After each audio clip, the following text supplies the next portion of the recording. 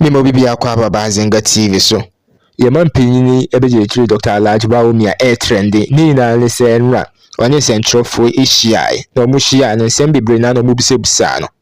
Obubisa no ema ni yi bia no na anu yi no so ebi anko yi ni na ne se ba ko bisa ne se aden na sa ideas we na MPP aban omo implement na bo twen se just eto abama ma ba power e na say so implementing sisi na so oba in officer bibie ne ho a obeye like oba bibie ne ho obeye eti no mo implement yi no we na one Ghanaian lady we UK through TikTok video ya obashi Dr. Bawumia ya oye ne pasa ekeka bi kire na akasa when Smart Ghana TV so they put it together all the questions na central for ibisa yaman pejini ebeje kire Dr. Bawumia no o put you now together and answers and I respond or the mamaye abusu amome ekohwe lady no video number lady ndede Marian Akwa Bodu. Hello, maybe I'm Ghana for me. Jidi se obia ehoye. I am my sister Marie Amwakwa Bodu. My name is me honest feedback na me de bebre mo de bibia. So ye tie Dr. Bawumia meeting the press. Now trust me, Papa no only gravitas. Dr. Bawumia has no gravitas. Because only gravitas, he doesn't have the oomph. Say why you ready to be president. Now some kra wakana enyumreya me ho adwireme.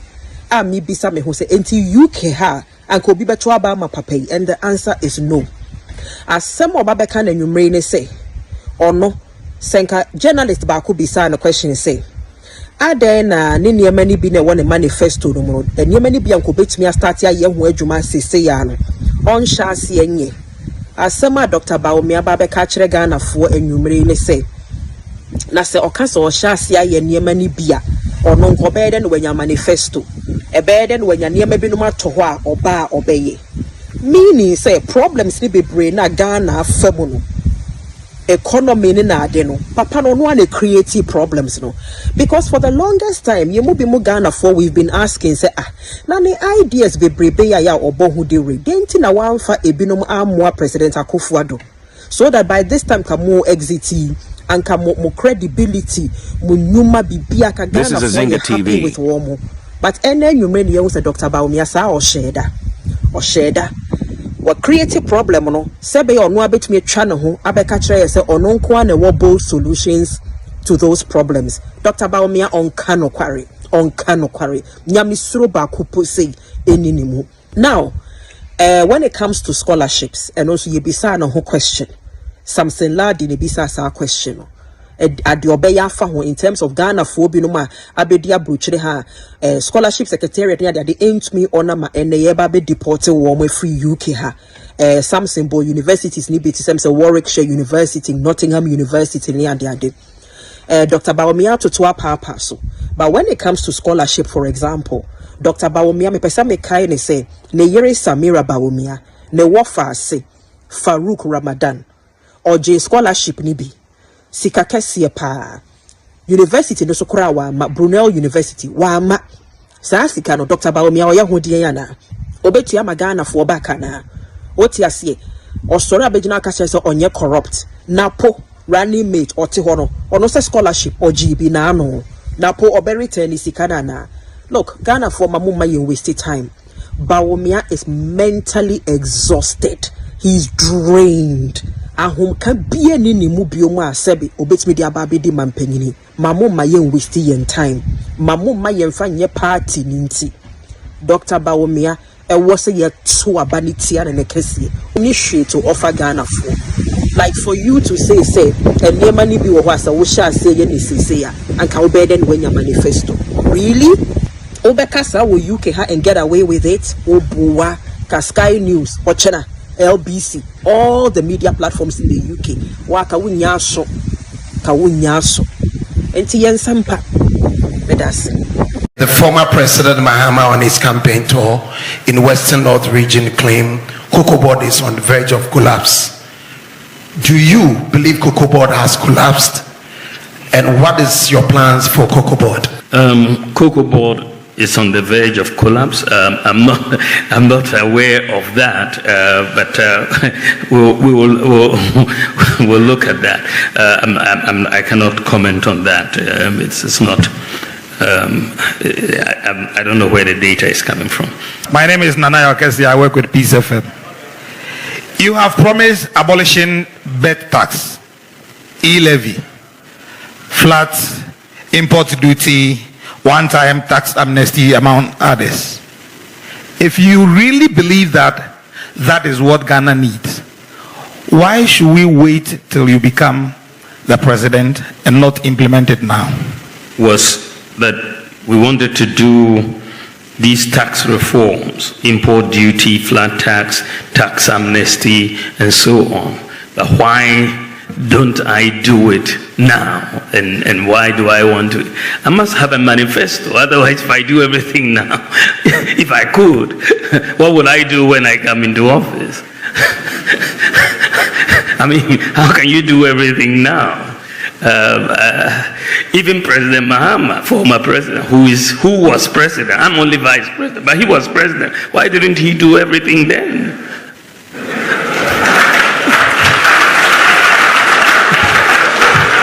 I mean, why is he coming back?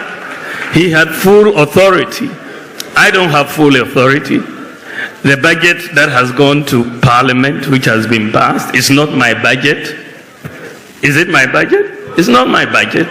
The budget goes in the name of the president. It doesn't go in the name of the vice president. But when you have to think about what new do you want to do, you come up with new ideas. And I've come up with new ideas which I want to do when we come into office. Everyone who is running for office, whether you are Kamala Harris or you are Bawumia, you still have to think about what you have to do when you get into office. And this is why I'm presenting my new ideas as to what to do. Before I proceed to ask my questions, I would like to emphatically state that these questions were not given to me by anyone here. They are from my head, so I'm going to ask. Now, Mr. Vice President, my name is Kojo Sheldon. I represent Kojo Sheldon Studios. The first one is about 322 pharmaceutical doctors on social media right now are planning on suing the health ministry about unpaid, allowances.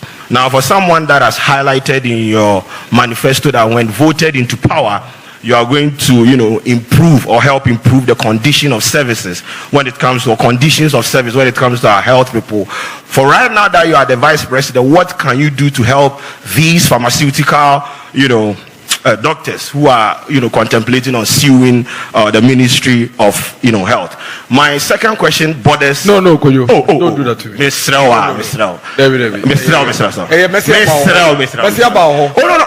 The question is one question. Oh, boss. One question. So my question, the second question is about perception. Don't do that. Boss. Don't do that. Oh, bro. Don't do that. I didn't allow perception is very, very important. I'll come back to you. The pharmacists are my very good friends.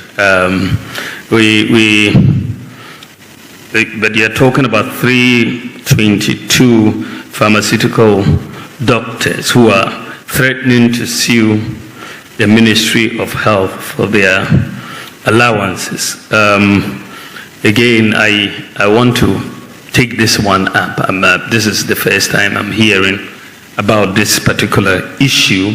I think it is Sheldon who raised it. I'm not aware of it, but I think it's an important issue that we should really resolve. So we'll talk to the Ministry of Health and Finance. Thank you very much. So my question is coming from a group of students on scholarship abroad. They are concerned that the Scholarship Secretariat is not doing what it has to do for them. At page 27 of your manifesto, you speak about harmonizing public scholarships. And there's a purpose for it. You say the purpose is to give full visibility beyond the visibility, what will you do about this now and not later? There are some of them for 20 months, they have not received their stipends. In a number of universities in the UK, in Warwick, Coventry, Nottingham, they are under threat of losing their studentship. In Birmingham, 11 of them have already been withdrawn and they are facing deportation.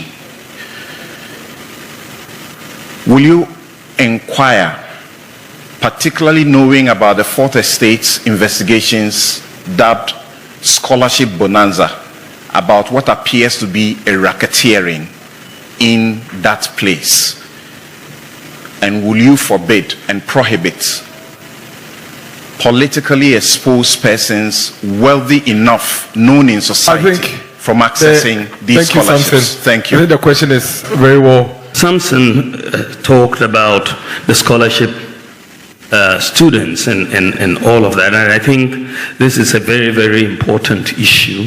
There's nothing more heart-wrenching than taking a student abroad and not being able to take care of them in those circumstances. And I think that I believe, and this is what we are saying, that one needs to, first of all, harmonize these databases so that you have full visibility and transparency. And also, we have undertaken in the manifesto to publish all the beneficiaries of all of these scholarships as they come, so that everybody knows who is getting the scholarships and so on. And again, I've been made very aware of this issue. It's not new, because students have and parents have gotten in touch with me about the awards and the scholarships and so on. So we're talking with the Ministry of Finance and the Scholarship Secretariat. I think they were able to make some payments to some of the UK student agent. The first question had to do with NAPCO, the Nation Builders Corps, and the arrears that please subscribe, comment, and share for more content. To NAPCO. I think that the program had about 100,000 people on it. And I think initially it was supposed to be a 3-year program, and then would be renewed and so on. But I think that so far, out of the 100,000 that were taken, 34,000 have exited into permanent jobs under NAPCO.